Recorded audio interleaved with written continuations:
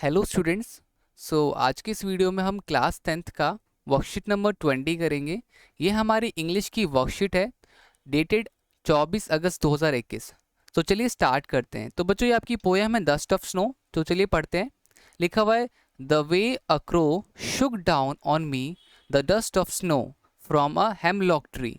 तो बेसिकली ये जो पोएम है, बेसिकली ऑथर जो है, इस पोएम के पोएट जो है वो बताते हैं कि जिस तरह से उस कौवे ने उस हेमलॉक ट्री से उनके ऊपर वो जो स्नो होती है, स्नो की धूल उनके ऊपर डाली, तो वो काफ़ी एकदम से खुश हो गए थे। मतलब ना, वो काफ़ी ज़्यादा टेंशन में थे, किसी बात से परेशान थे। बट जब भी वो कौवा जो है पेड़ से कुछ स्नो की जो होती ना, स्नो वगैरह, स्नो की डस्ट वगैरह, स्नो की धूल टाइप की, बर्फ़ की धूल धूल टाइप की उनके ऊपर फेंकता है, तो वो उनका मूड चेंज हो जाता है, उनका माइंड चेंज हो जाता है। तो उसी को उन्होंने उस लाइन में पूरा लिखा हुआ है कि the way a crow Shuk down on me the dust of snow from a hemlock tree has given my heart a change of mood and saved some part of a day I had rued। तो कहने का मतलब है कि यहाँ पर basically उस वजह से उनका माइंड उस चीज़ से हट गया। वो जो जिस चीज़ से वो परेशान थे, जिस चीज़ के टेंशन में थे, तो उनका वो ध्यान उस चीज़ से हट गया और वो एकदम से उनका मूड चेंज हो गया। तो उन्होंने बोला कि कितनी अच्छी बात हुई, वरना मैं उस छोटी सी परेशानी के चक्कर में मैं अपना पूरा दिन खराब करने वाला था और मैंने अपना कुछ समय बचा लिया। ठीक है, लिखा हुआ उन्होंने, a change of mood and saved some part of a day I had rued. तो मेरे डे का कुछ पार्ट सेव हो गया और कुछ जो मैंने रूड कर दिया था वो तो मेरा चला गया। तो इस छोटे से बात में उन्होंने बताया है, उनके समझाने का मतलब बस इतना सा ये है कि कभी भी किसी परेशानी की वजह से हमें बाकी आने वाले टाइम को वेस्ट नहीं करना चाहिए। आने वाले टाइम को हमें खुशी से या फिर किसी और काम में ध्यान रखना चाहिए, ना कि जो चीज़ हो चुकी है उसको टाइम वेस्ट करके आगे का समय बर्बाद करना चाहिए। तो ये चीज़ यहाँ पे बताई गई थी इस पोयम से। तो बेसिकली हमारा पहला क्वेश्चन जो है वो हम अब फटाफट से करते हैं।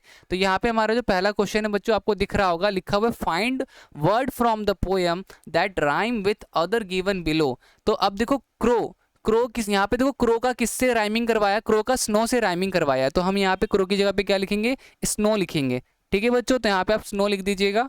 इसके बाद मी, मी का इन्होंने किससे राइमिंग करवाया, मी का इन्होंने ट्री से राइमिंग करवाया, मी का इन्होंने ट्री से राइमिंग करवाया। ठीक है, तो यहाँ पे आ जाएगा ट्री। हर्ट का किससे करवाया, हर्ट का पार्ट से, हर्ट का पार्ट से। ठीक है, PART। और मूड का बच्चों रियूड से। ठीक है, मूड का रियूड से। तो ये इन्होंने इस तरीके से राइमिंग वर्ड्स ये लिए थे। तो पहला क्वेश्चन तो हमारा हो गया और आई होप आपको स्टोरी भी समझ में आ गई हो। अगर बच्चों वीडियो अच्छी लग रही हो तो प्लीज़ वीडियो को लाइक कीजिए, और आपने अगर हमारी पिछली वीडियो देखी हो तो प्लीज़ वीडियो को सब्सक्राइब वगैरह सब कुछ कर दीजिए। ठीक है ना। तो चलिए स्टार्ट करते हैं सेकेंड क्वेश्चन। अब अगला क्या है, look at stanza 1 and try to find the rhyme schemes of the above poem। अब राइम स्कीम्स आपसे पूछी जा रही है। राइम स्कीम किसे कहते हैं, तो फर्स्ट मैं बता दूं राइम स्कीम क्या होता है। जैसे कि लास्ट वाला वर्ड कैसे मिल रहा है, ठीक है। अब जैसे लास्ट वाला वर्ड है ना, उसको हम क्या मान लेते हैं, उसको हम ए मान लेते हैं। पहले वाले वर्ड को, क्रो को हमने ए मान लिया। फिर मी, देखो मी और क्रो दोनों अलग अलग साउंड वाले क्या कहते हैं वर्ड है। क्रो अलग साउंड करता है, मी अलग साउंड करे, तो मी अलग साउंड करे, हम उसको बी मान लेते हैं। ठीक है। फिर क्रो के बाद तीसरा स्नो, क्रो और स्नो सेम साउंड कर रहे हैं, तो हमने इसको क्रो को ए माना था, तो इसको भी ए मान लेते हैं। तो क्रो और स्नो दोनों सेम साउंड कर रहे हैं, तो ए और ए। मी और ट्री ये दोनों सेम साउंड कर रहे हैं, बी और बी। तो हमारा फर्स्ट स्टैंजा से जो है बना वो ए बी बना। ठीक है, तो यहाँ पे हमारा जो सेकंड का आंसर होगा वो क्या होगा, ए बी।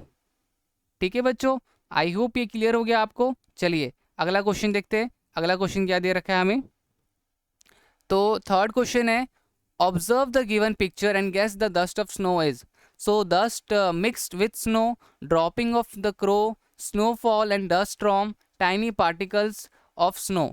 तो हमें देखो क्या बोला है कि observe the given tree and guess what dust of snow is. Dust of snow क्या होते हैं, तो वो धूल होते हैं किस चीज़ की, स्नो की, बर्फ की छोटे छोटे पार्टिकल्स होते हैं। तो यहाँ पे हमारा क्या होगा, ये डस्ट ऑफ स्नो क्या कहते हैं, टाइनी पार्टिकल्स ऑफ स्नो। वो बर्फ की छोटी छोटी पार्टिकल्स होते हैं, छोटी छोटी धूल टाइप की होती है। ठीक है, ओके। क्वेश्चन नंबर 4 देखते हैं। क्वेश्चन नंबर 4 आपको दिख रहा होगा आपकी स्क्रीन पे। What character sketches of hemlock tree is focused by the poet, a fruit bearing tree, a poisonous tree, a shady tree and an old tree. तो guys यहाँ पर जो है आपका सही आंसर होगा वो बी होगा। B is the correct answer, a poisonous tree, right बच्चों। तो ये हो गया हमारा। क्वेश्चन नंबर 5 देखते हैं। द पोइट से of a day I had rude, what is meaning of rude. तो र्यूड का मतलब क्या है कि वो काफ़ी ज़्यादा रिग्रेट कर रहे थे। उस इस लाइन का मतलब क्या हो गया, इस लाइन का मतलब हुआ कि उन्होंने काफ़ी ज़्यादा रिग्रेट कर रहे थे, क्योंकि उन्होंने काफ़ी ज़्यादा टाइम अपना वेस्ट कर दिया था एक प्रॉब्लम के चक्कर में। तो इन्जॉय नहीं, इन्जॉय तो बिल्कुल नहीं होगा, रूल्ड बिल्कुल भी नहीं, कन्क्यूर्ड बिल्कुल भी नहीं, यहाँ पे हेल्ड ऑफ रिग्रेट। ठीक है, तो बी वाला ऑप्शन आपका करेक्ट ऑप्शन होगा। सो गाइज यहाँ पे हमारी वीडियो कंप्लीट हो गई है।